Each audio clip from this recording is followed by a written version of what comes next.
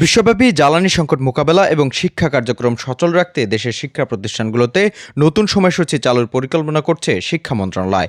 রাজধানীতে মন্ত্রণালয়ের সভাকক্ষে বিভিন্ন শিক্ষা প্রতিষ্ঠানের প্রধানদের সঙ্গে বৈঠকে এ বিষয়ে প্রাথমিক আলোচনা ও নীতিগত সিদ্ধান্ত নেওয়া হয়েছে। প্রস্তাব অনুযায়ী সপ্তাহে 6 দিনের ক্লাসের মধ্যে 3 দিন সরাসরি এবং বাকি 3 দিন অনলাইনে পাঠদান পরিচালিত হবে। এছাড়া অল্টারনেট ডেইজ বা একদিন পরপর ক্লাস নেওয়ার বিষয়েও সম্মতি এসেছে, যাতে শিক্ষার্থীদের উপস্থিতির চাপ কমানো যায়। প্রাথমিক ও গণশিক্ষামন্ত্রীর একান্ত সচিব জানিয়েছেন, অনলাইন ক্লাসের দিনেও শিক্ষকদের শিক্ষা প্রতিষ্ঠানে উপস্থিত থেকে ডিজিটাল প্ল্যাটফর্মে পাঠদান চালাতে হবে। শিক্ষামন্ত্রী ডক্টর আ.ন.ম এহসানুল হক মিলন বলেন, বৈশ্বিক যুদ্ধ পরিস্থিতি ও জ্বালানি সংকট বিবেচনায় রেখে এই পরিকল্পনা নেওয়া হয়েছে, বিশেষ করে শহর অঞ্চলে যাতায়াতে জ্বালানির সাশ্রয়ের লক্ষ্যে। প্রস্তাবটি আগামী বৃহস্পতিবার মন্ত্রিপরিষদ বিভাগের সভায় উপস্থাপন করা হবে। অনুমোদন পেলে শীঘ্রই এ বিষয়ে বিস্তারিত নির্দেশনা জারি করা হবে।